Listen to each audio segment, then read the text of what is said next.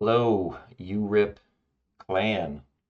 This is Mr. Teriyaki Man himself coming to you not live but recorded.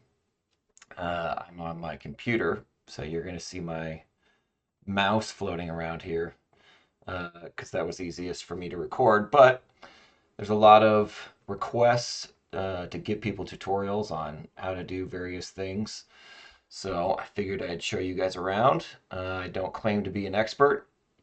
I do have another base, which I'll show you. It's a lot further along, and I'll give you guys some tips and tricks on how to get around and how to make the most of all your efforts of building.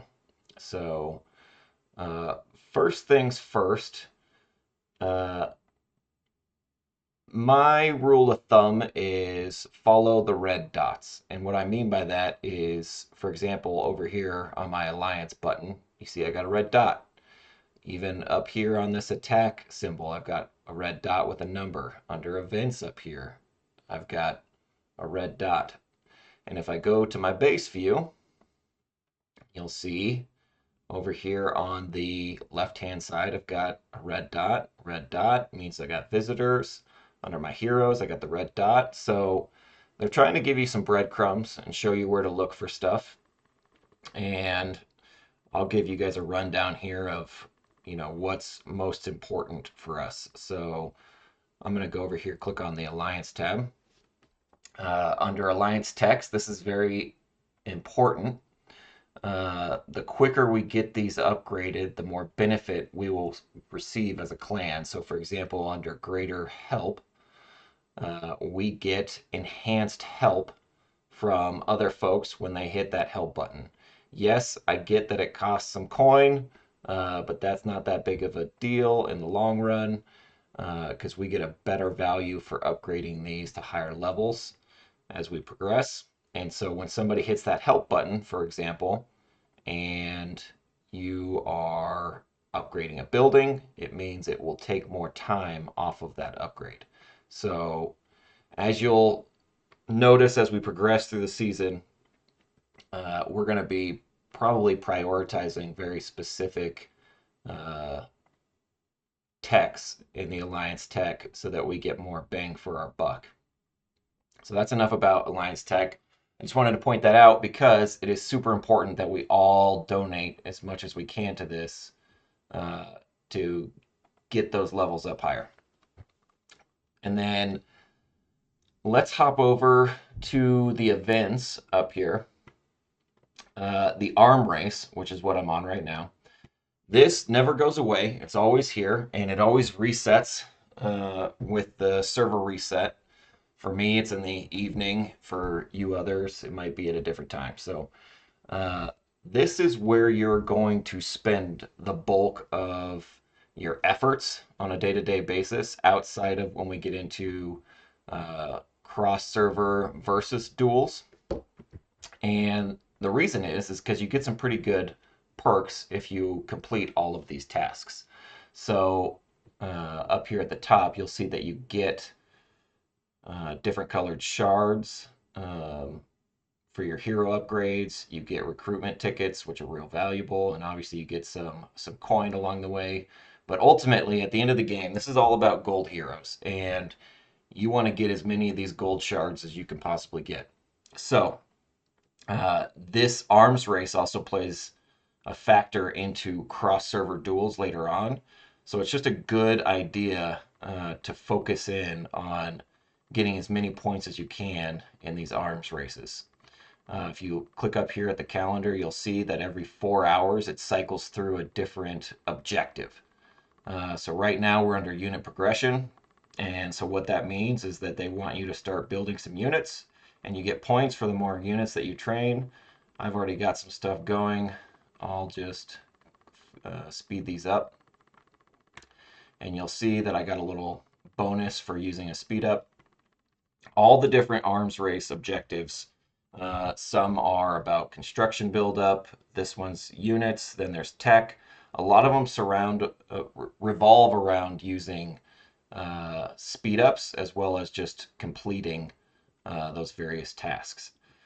And so I'll just go ahead and train some units here. You'll see I'm getting the points. So I'm not really worried about how long those are going to build, but in the later stages, you're going to want to time these out so that it doesn't go past the next chance to build units again to get points. Uh, I can show you my level 30 here in a little bit, but when we get later on into the server and we get to higher levels, you can have 1 day up to like a day and a half training time on some of these things with your units, and you can make it so that you can't get points the next time unit progression comes around in arms race. But ultimately, I'm saying all that because you're going to have to learn to practice patience, is what I'm going to say. Uh, so, for example, I have speed ups to build these constructions up, but I'm not going to do it because it's not time to get actual points for doing that task. And hopefully that makes sense. So that's kind of events or arms race in a nutshell. Every once in a while, you'll see they do these random events up here that'll be new. Right now, it is this muster for battle. Anything that gives you shards, you want to focus on. So keep that in mind. Keep your eye on the events tab. It'll tell you things that you need to do. So for example, you got Marshall's Guard here. I could build, but we've already maxed out, and that's as simple as just donating right there, but that doesn't help Marshall's Guard at this point because we've already maxed out the contributions. So I'm just going to hold those for next time around. So yeah, there's that. And then here's a little quick breakdown on the way I approach the game, which is this is all about building up your squads, getting your heroes to be strong. And to do that, there's 3 or 4 different factors that come into play. So, obviously, in order to level up your heroes, you'll see I've got a couple 90s in here. I'm running low on experience, but you'll see I have experience. I'm not necessarily looking to do it right now because obviously we're not in a battle. I don't need to prep for a war. So I'm going to come back here to arms race, and you guessed it, I'm going to wait. Now, see, that's 3 o'clock in the morning for me, so I'm not going to wait that long, but might wait till it comes back around, like till then. So in order to upgrade your heroes, you obviously have to upgrade your headquarters. Your headquarters, when you upgrade it, you get an increase in your hero level cap. It maxes out as of season 1. We're technically in season 0 when you get to base level 30 at 150. They have opened it up in later seasons to, I think, level 160, but we don't really need to worry about that. So your actual character level plays a factor. The bigger factor is your star level. You get small incremental boosts to your heroes with each little sliver of a star that you fill up, as well as specifically filling out an entire star. The other thing that happens when you fill out, at least till when you get to 2 stars on a character, you start being able to upgrade their skills. So you'll see I'm stuck at a cap of 10 levels on Murphy here. But if I go to Monica, who's got 4 stars, 4 complete stars, that gets bumped to 20. And then there's another bump when you get to 5 stars, and that actually gets you up to a max of 30. And you'll see that you also get these additional perks down here when you reach different star levels. So this has a huge impact, not only because you're increasing the star level and you get this perk, but then you can come over here to your skills and you can upgrade these guys. So it's level, it's star level, it's your skill level, and then it's your gear. So a little pro tip here, you'll notice that I haven't upgraded any of my purple gear. And that's because your upgrade ore, which you get from these guys, is scarce, and you want to focus it on your gold guns, on your gold gear. in general. So I got my first gold shield up to level 10 because you get different perks or added benefits when you get these to different levels. So the rule of thumb that I've always been shown is that you want to do these in increments of 10 levels at a time, if at all possible. Um, and so what that means is you ultimately want to focus on one piece of gear until you get it to a specific level, and then you can hop over to a different piece of gear and continue trying to level that one up. So early on in the game, I'm mostly worried about my damage. So I've been focusing on uh, Kimberly's gold gun here, and the hopes is that I can get it to level 30 here because you'll see I get an additional extra little bump in attack. And all along the way, you get extra attack points as you level this guy up. So increments of 10 on your gear. The other thing I'm going to say is this game is dominated by your ultra rare or your gold heroes. There is a place for purple heroes. Blue heroes you don't really use. And there is a strategic advantage to not wasting any of your universal shards on heroes just to try to get them up to a star level. So what you'll see here is I've got my first squad, all my golds plus Mason here for the time being until we get more gold heroes. I'm focusing on their star level. Always focus on your gold star levels, as well as I'm going to say Monica and Mason. All these other guys, I don't care about their star level. Yes, I'm using them in squads. And I'm honestly not even trying to waste my hard earned EXP on them because, frankly, later on in the game, you really just don't use them. I'm going to be honest. Right now, I have all three of my squad platforms unlocked. You can get the fourth by paying for the monthly VIP. On my level 30, I don't pay for that. Um, you ultimately end up with 15, 16-ish gold heroes, and predominantly you have a tank squad, which I usually use as my primary. You got your air squad, which I use as my second, and then you've got your missile squad, which you use as your third. Later on in the seasons, you get bonuses for having all of your squad be the same type of hero. Right now, you do not. So you don't really have to worry about that, which is why I've got all my gold heroes along with Mason on my first squad. Here's the other little pro tip here. The benefit that you get from gold, purple gear is very minimal, even if you do upgrade it. You'll see my hero attack on this purple gun is 192. Yes, I've upgraded Kimberly's, but I think I've got another one. There you go. Even at level 0, I'm getting a lot more benefit from this gold gun. So here's my little pro tip when it comes to heroes and gear that you put on them. I don't keep any gear on any of my second or third or fourth squads. And here's why.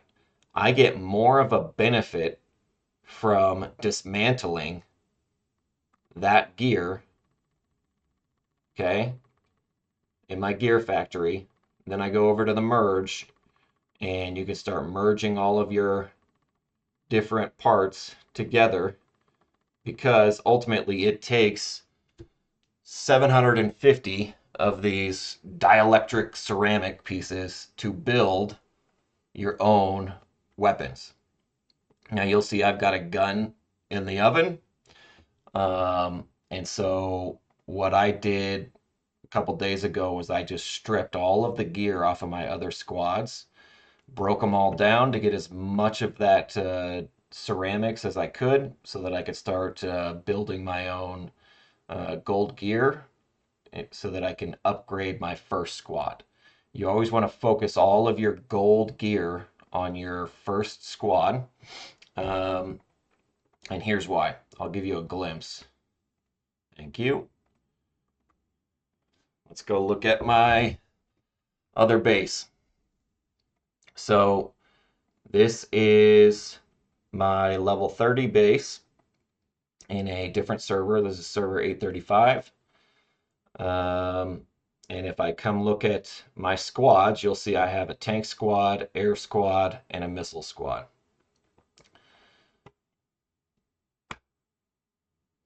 I have been working a very long time to upgrade all of this gear.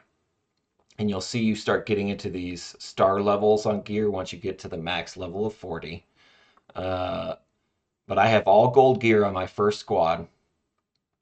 And you'll see I haven't even gotten to upgrading all of them to level 40. Obviously, if you've got some big spenders, you can get there very quick.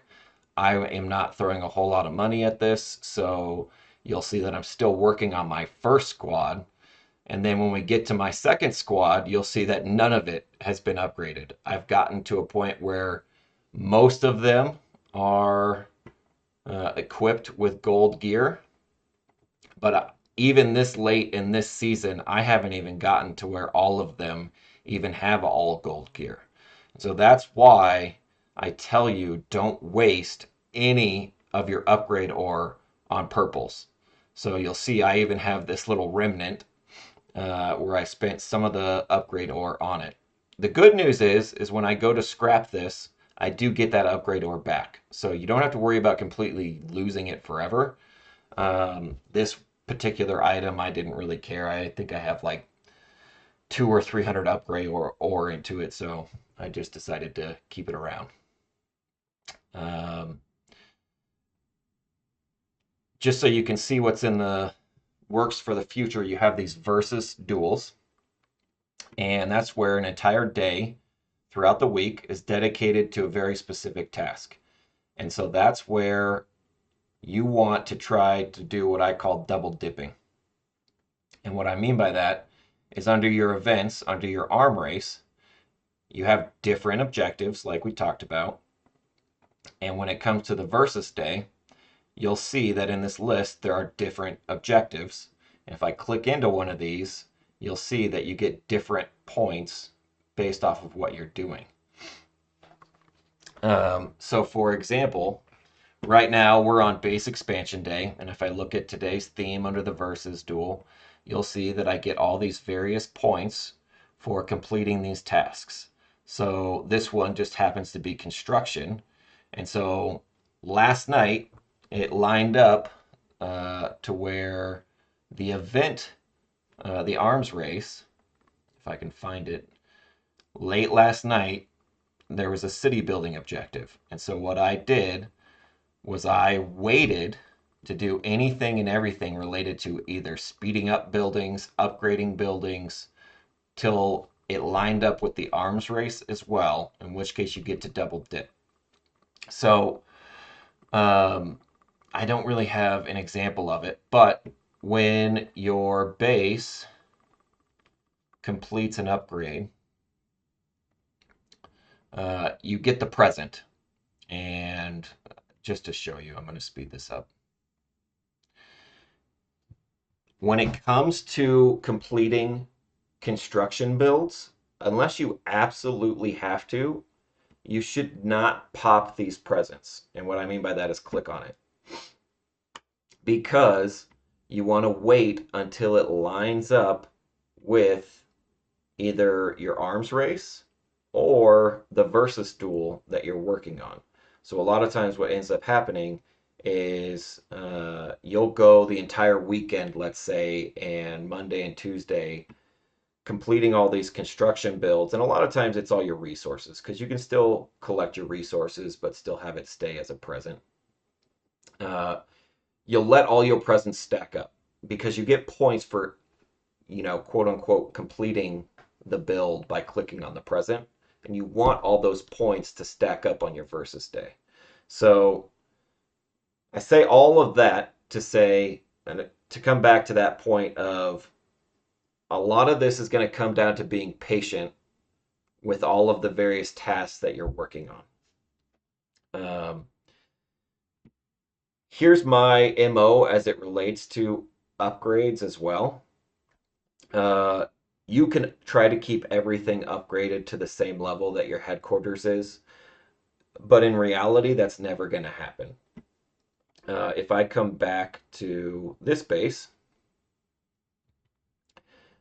I am in fact a level 30, but you'll notice as I start clicking around, I haven't even gotten all my resource collectors up to that level. And that's obviously because construction takes time. Yes, I've bought the second and the third. I've never taken the time to buy the fourth. Three always seemed to be just fine for me. It's all about time. You can trade your time for money, aka purchasing of diamonds, purchasing of speed ups, purchasing of packs, so that you can just, speed along through all of this crap. But ultimately, this is a time-based game. And so you want to focus your upgrades on the items that are required to upgrade your headquarters. When you upgrade your headquarters, you can upgrade your heroes. When you upgrade your heroes, that means you have more fighting power, right? And ultimately, this is a war game, and the whole point is to have a strong hero squad so that you can go mess up and ash some other bases, right? So you want to focus when you hit this upgrade button, you want to focus on what the requirements are for upgrading your headquarters. So right now, this one's telling me that I need to do my tech center to level 20, and this is a weirdly worded message, but essentially any one of the three tank center, missile center, or aircraft center up to level 20. And you'll notice that those are my two upgrades that I'm doing right now. I have to catch up my tank, so this has to finish upgrading and then I have to upgrade it again. The tech center generally always needs to be upgraded, so you're almost always going to want to keep your tech center up to date with your headquarters. But ultimately, I'm focusing on those. I want those to complete as quick as possible so that I can then upgrade my headquarters. I've got barracks all over the place, all the way from level 10 up to level 20. Same with my drill grounds. I'm focusing on this particular drill ground because I know that once I get to level 21, to upgrade to level 22, I have to have a drill ground up at the same level. So that's my MO, that's my approach. Some might see that as rushing your build, but ultimately, my whole goal is to be strong, have a strong clan, because ultimately, what you're going to notice is the people who have the strongest clan get the best rewards. And so it's kind of like the rich get richer and the poor get poorer.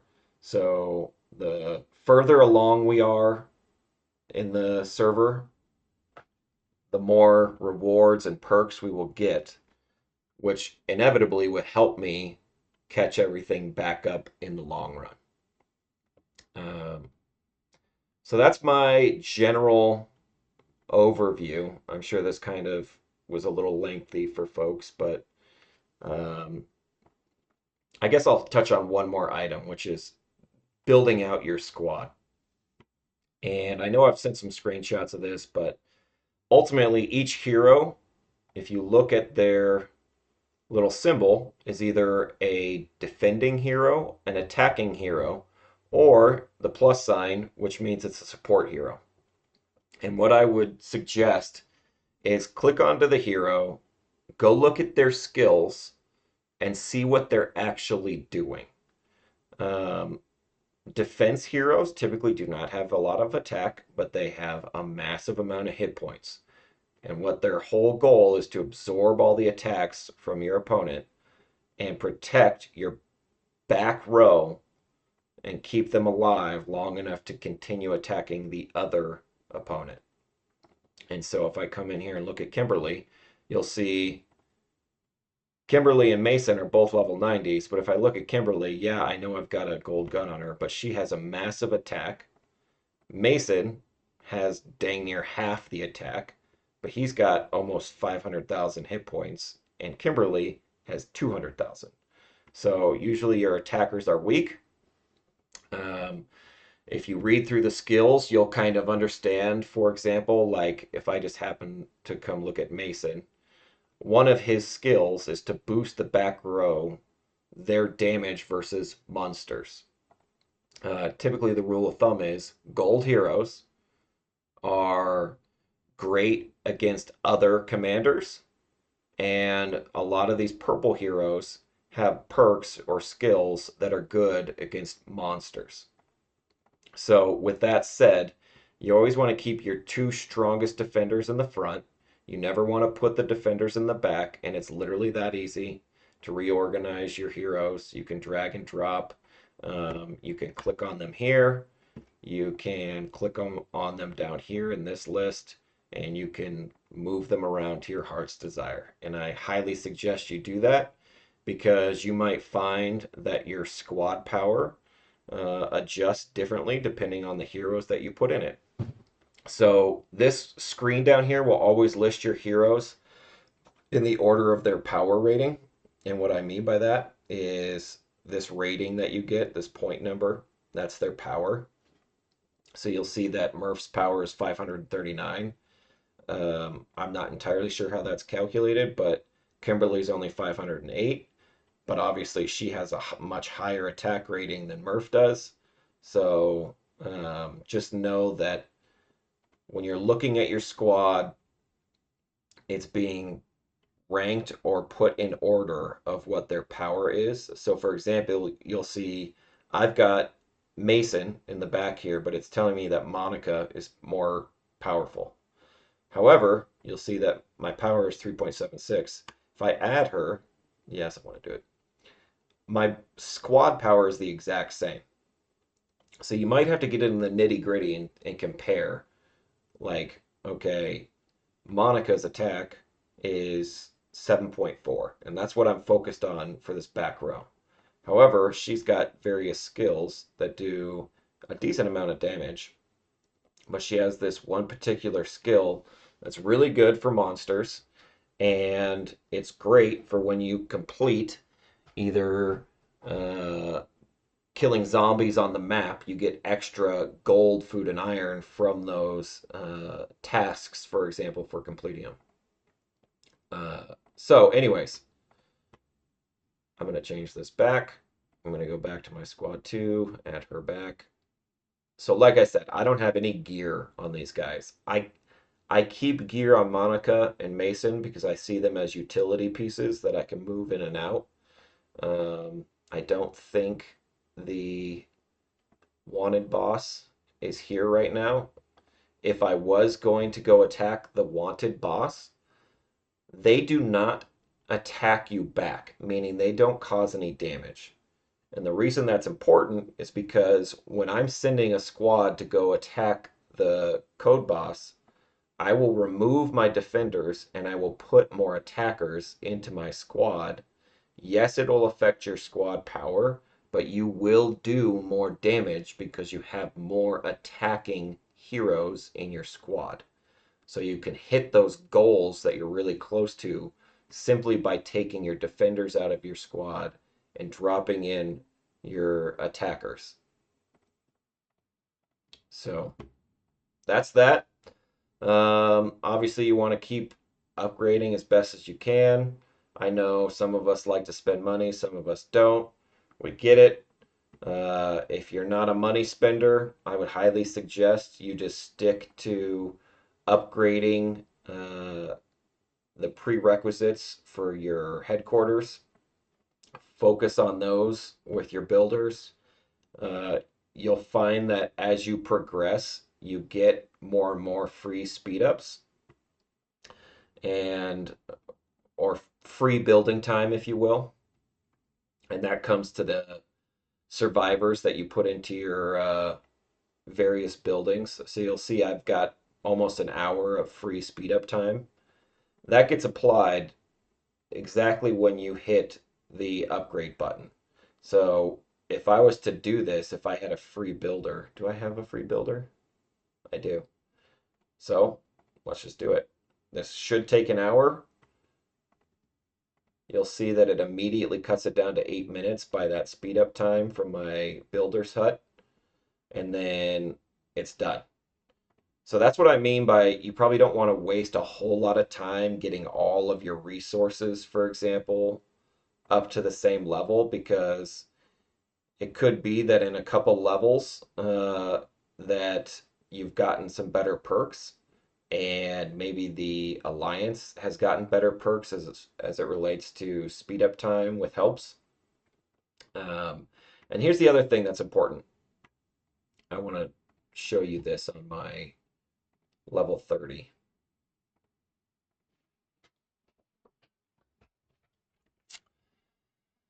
You'll notice that I have some survivors that I could put into my alliance up here. And what's important about your alliance hub is yes, it controls how many helps that you can have from the rest of your alliance when you're building something. But then you'll see down here this help time. This help time is the amount of time that gets shaved off of your timers, whether it's building, whether it's your tech research, um, how much time is shaved off of that time when somebody helps you.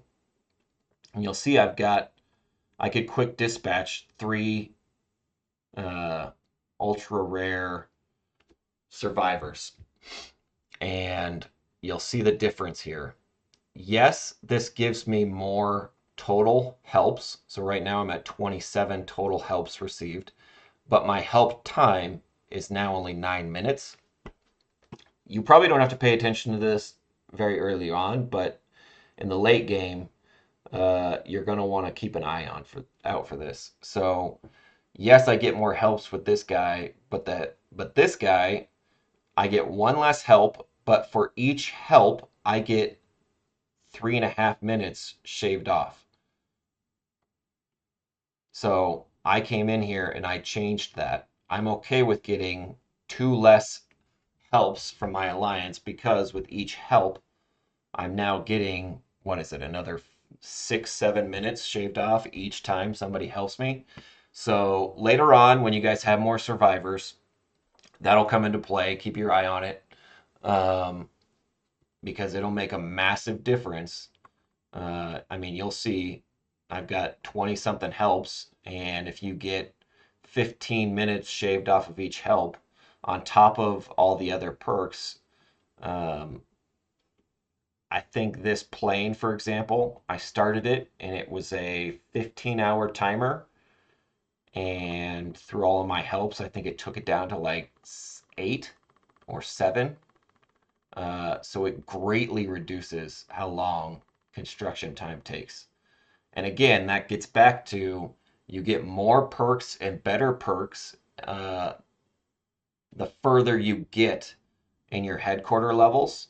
So it doesn't necessarily make sense to keep everything upgraded to the same level. So I hope that helps. I'm the type of guy that likes to focus on my headquarters level and what's required to get to the next one. Uh, we didn't talk about troops, but ultimately there are different levels of troops. Even on my level 30 headquarters, I do not have the level 10 troops unlocked yet. That's an entirely other video. Uh, but you'll see, for example, like once I get to level 24 and unlock level 8 troops, and you'll see all the stats, additional stats that you get along the way here change depending on what troop level you have. So troop level does indeed play a factor in how much damage you can do with each squad, along with your hero strength, the level, star level, the gear, so on and so forth. So um, headquarters level is always king. Keep those headquarter levels going. Focus on the prerequisites, and you will honestly just naturally become stronger just by doing that. Hopefully this helps.